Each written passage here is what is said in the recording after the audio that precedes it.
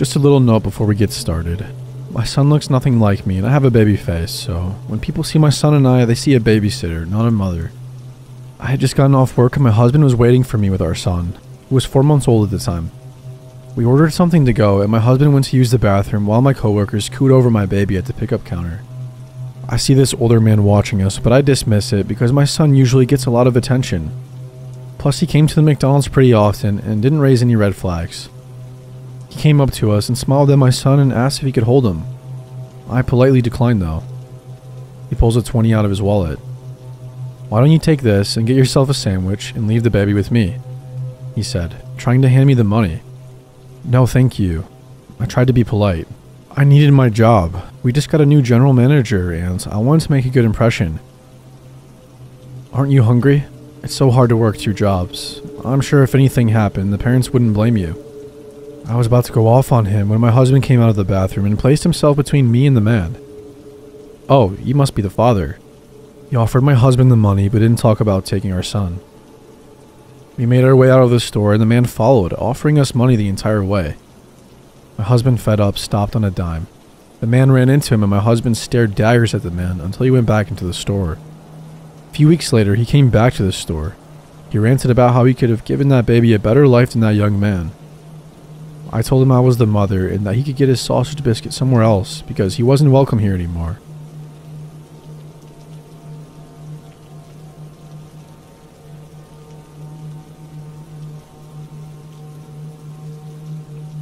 I lived alone when I was 19, and one night I decided to walk down to McDonald's like I do on occasion. I lived about 1 kilometer from McDonald's. It was a bit of a sketchy area, a lot of people roaming the streets, a lot of drug addicts and criminals. I started walking and saw 2 guys, probably around my age, on the other side of the street. In this situation, it's important to know my house and McDonald's were on the same main street, opposite tree-dense campsites on the beach. I could feel their eyes as I walked past, but I didn't look up. They crossed the road and started walking behind me. They were close enough for me to hear them laughing and whistling. They waited at the corner as I went into McDonald's and I could see them watching. I left McDonald's through the back door, walked straight up the side street and around 3 blocks, before I braved going back to the main road. I came out in front of them and again they started following me. They were steadily gaining on me. I walked as fast as I could without running because I knew they would catch up to me. I came to a corner with a 7-Eleven and turned in. As soon as I was out of their sight, I ran straight behind this store and hid behind a dumpster in a bush. I stayed there for maybe 20 to 25 minutes. I slowly emerged and went up to the next side street. I followed that street down until I came to more shops behind the main street. They were standing under a post light directly in my way. I froze and walked backwards so slowly and carefully, trying not to be seen or heard. Again, I ran around another side street and ended up looping around my house and jumping my back fence. After that, plus a couple other similar experiences, I have serious anxiety about leaving the house by myself.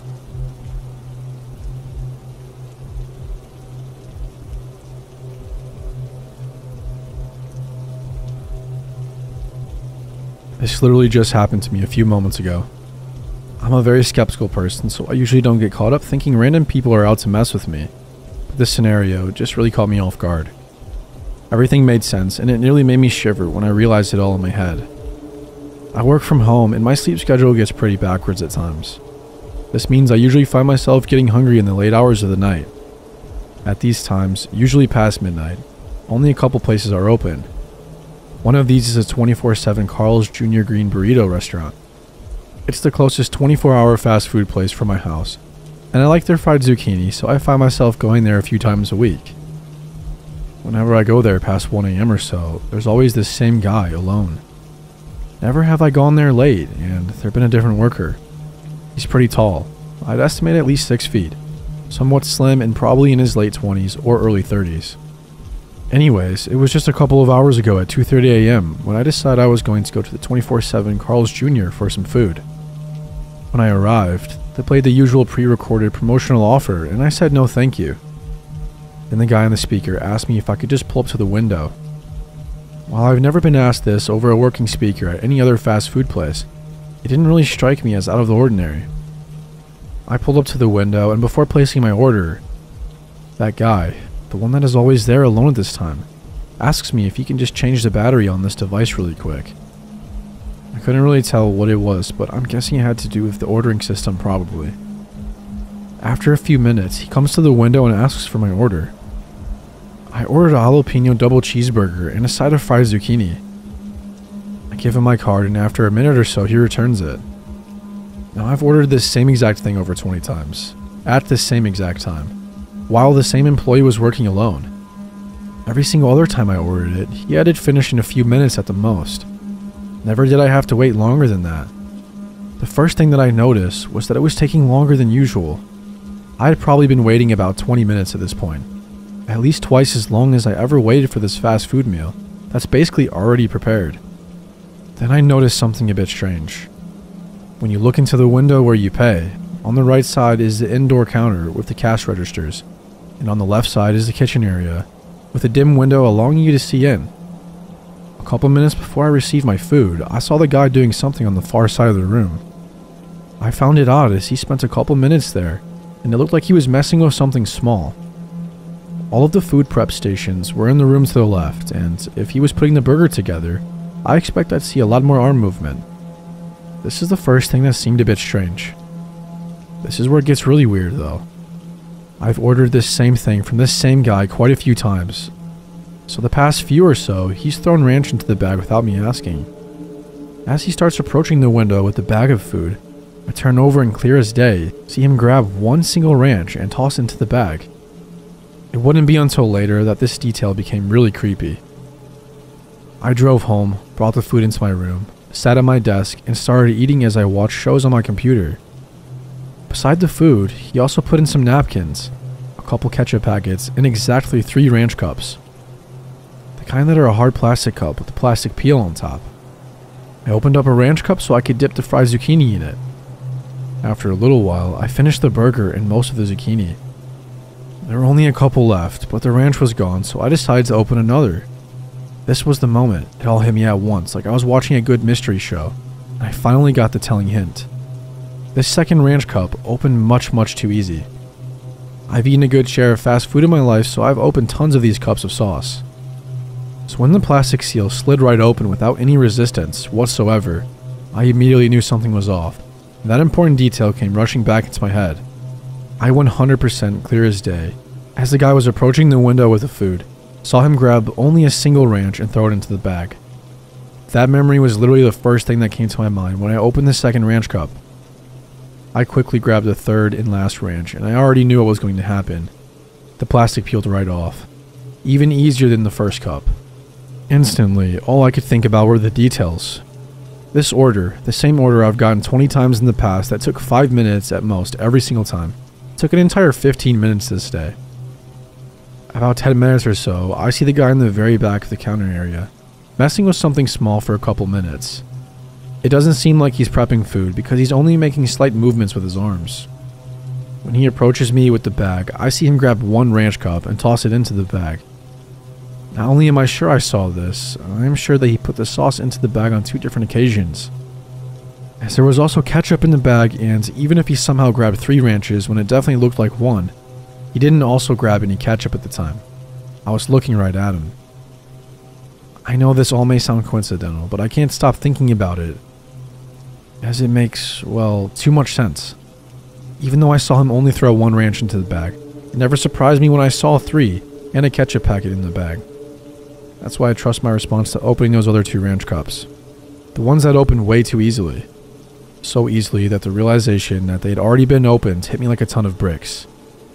If this is all possibly true, and he didn't open those ranch cups, it must have been what he was messing with on the counter in the back. Maybe that's where he was using some kind of adhesive to seal them back up. But what none of this can truly answer. What did he put in my food? I didn't actually tear the seals completely off the 2 suspicious ranch cups, so I actually taped the tops down with gaffing tape, put them in a plastic bag and into the fridge. I know it sounds silly, but if you really did try to put something in my food, I might be able to figure it out with those.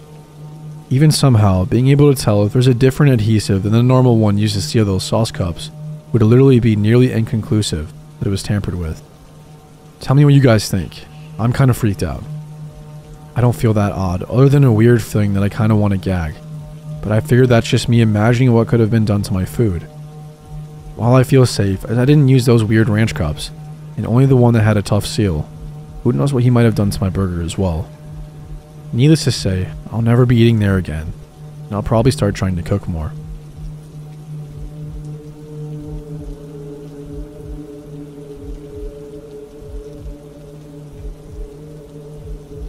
I love a good McDonald's breakfast burrito, especially with hot sauce. I love them so much that when the drive-thru is backed up, I'll get out of my car like a peasant and go inside. Yesterday was a day where I had to go inside. I was already running late for work, and I was hungry and impatient. A girl stood in front of the door like she was going to come out, blocking it with her body, but still pushing it from the inside so I could come through. I went through the door and said thanks. Instead of her leaving, she closed the door behind me and sat down at a table. I forgot about her while I was waiting for my food. Back outside, walking to my car, I hear, "Ma'am, ma'am." I ignored the voice as I'm pretty late for work now. What caught my attention was seeing in my peripheral vision a woman with a suitcase running at me and shouting, "Ignoring me is rude, ma'am. I know you can hear me." At this time, I'm at my car and I'm able to get my driver's door open. I feel lucky that I had my door between myself and this woman. For some perspective, I had parked in the spot that is surrounded on the driver's side and front of the car by concrete and rocks, meaning there was no car in front of me or behind me. Instead of asking me for money, to make a phone call, etc., this woman, I say woman, but she must have been in her early 20s, well dressed, nice coat, hat, had a new backpack and a great traveler's suitcase, demanded I give her a ride by saying, "You have to give me a ride to the terminal." I say I can't, as I'm running late for work, and the terminal is literally a cakewalk from where we are. She continues to demand that I take her, rather than ask, and I start getting angry. I realize there's no reasoning with her, so I thought I'd put an end to it. I tell her, "I'm not taking you anywhere, I'm leaving." I get into my car, and as I'm turning it on, this woman starts tugging on my passenger's door handle and pounding on my windows. I'm glad that my Jeep is old school with manual locks. No way my passenger door was unlocked. Once she realized she wasn't getting in, she ditched her suitcase and ran behind my Jeep. She began digging through her purse and pounding on my rear window glass. If you have an older Jeep, you know that the glass in the back window is pretty thin. The whole time she's screaming about what a bitch I am. With her digging through her purse, my first thought is that she's going to slash my tires or shoot at me. Fortunately, I was able to put the Jeep in four-wheel drive and roll up and over the concrete rock parking enclosure. I have oversized mudding tires and a serious lack of Jeep preservation, and I peel the hell out of there. She chased me to the sidewalk and I lost sight of her.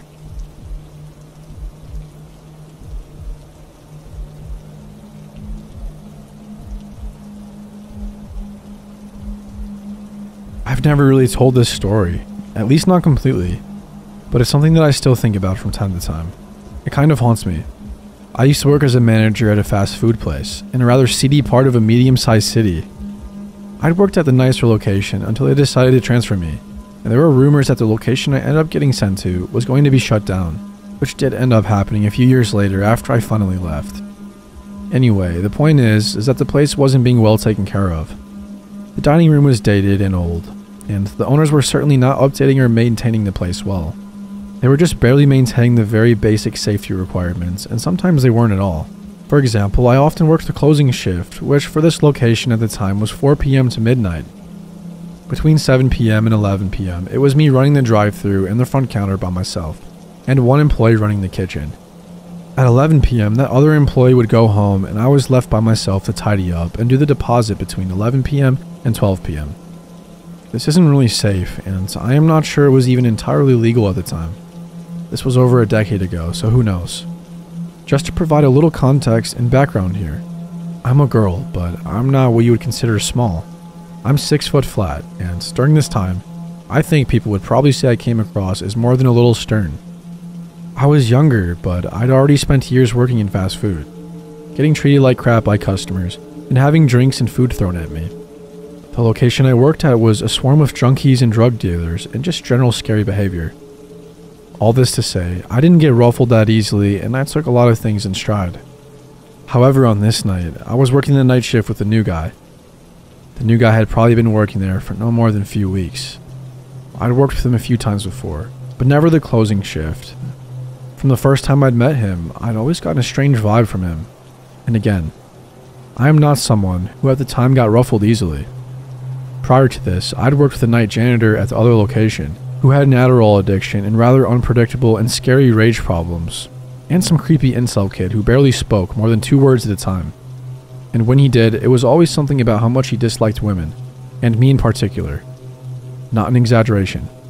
But this guy, this new dude, he was a whole different level of weird. He had a kid and said he was a single father. He'd brought the kid around during the day, and the kid and his clothing were always really dirty. Like really dirty. And not only that, but the kid also occasionally had bruises on his head and arms. The kid was a toddler, and I know that toddlers can get into things. But one look at that kid, and I knew that those bruises were not from just a little kid messing around. I never saw the new guy behave aggressively towards this kid at all, but I don't know, it was just a feeling. And that feeling translated into other things. I don't know, he was just creepy. It wasn't one thing in particular. It was just a feeling I got when I was around him. He was a medium height, stocky young guy. He was totally average in every way, but he just had a vibe about him. He was always friendly, never rude or aggressive, but his eyes were just lifeless, for a lack of a better descriptor. Anyway, on this night, I think he might have been called in to cover a shift for someone else. I was in charge of making the schedules most of the time, and I am pretty sure I wouldn't have scheduled him to work at closing with me, since I found him so off-putting. The first part of the night was fairly normal. I ran the drive-thru and the front counter, and he ran the kitchen between 8 and 11 p.m. He was talking to me on and off between orders, telling me about his ex and how he'd come to be a single father. Apparently, the mother of his child had a drug problem. In hindsight, I think a lot of what he said was meant to inspire sympathy. He really laid the troubled tale of him and his son on thick, but at the time, I just felt a little bad for both of them, especially his kid. But despite being seen as stern, I was definitely still young and naive when it came to manipulative people. He told me that he'd moved to this city and immediately had trouble finding work prior to getting the job at the place we worked at. He said he'd been running out of money and was behind on rent and bills and didn't have enough formula for his son. At the time, I think I just empathized with him and said that sucked. We were both working in fast food, and I thought it was obvious that neither of us had any money. The place was bare bones minimum wage, and I was barely getting by with 3 roommates and only pretty much eating the free meal I was given from the restaurant every day. Anyway, he laid it on thick all night, but I don't know that I was really paying all that much attention to it. People tended to ramble when working the late shift, and I'd gotten used to listening to people spontaneously talk about their personal problems. I had a habit of just listening and not really reciprocating the sharing, and I guess this didn't really go over well with the new guy. At some point, the new guy said something to the effect of, "You don't talk much, do you? I'm telling you my whole life story here, and you've got nothing to say." I don't know if it was just that I was coming across as unsympathetic, or more likely that he was frustrated that he wasn't successfully manipulating me into giving up personal details about myself. As far as I was concerned, he was just someone I was working with, and I didn't know him. I didn't really want him to know me, and certainly I wasn't about to start telling him anything that wasn't surface-level chit-chat. But the guy was really intimidating. Something about his tone was off. It definitely wasn't a jokey accusation or off-the-cuff comment. I can't remember exactly what I said, but I remember that I just tried to play it off somehow. He didn't say anything more about it, but after that, the silence between us seemed a little tense. At 11 p.m., it was time for him to go home. The normal procedure was that the kitchen closer would tidy their area, and an actual kitchen cleaner would come in a few hours later to deep clean things. In our case, it was a husband and wife team who did several locations, but they didn't usually come in until a few hours after I left. So this guy was only tasked with a basic tidy, and then I would let him out, after which I would stay behind to prepare the deposit. But instead of this happening smoothly, this guy goes into the staff bathroom and stays there for a long while, like almost 20 minutes or so. I didn't know what was going on, nor did I know exactly how to handle the situation. It had honestly never happened before. People usually couldn't get out of there fast enough at the end of the night. Was he sick? Did he fall asleep? I didn't know, but I honestly just wanted to get my work done and go home. He finally emerged and quickly walked to the door and left. I was relieved.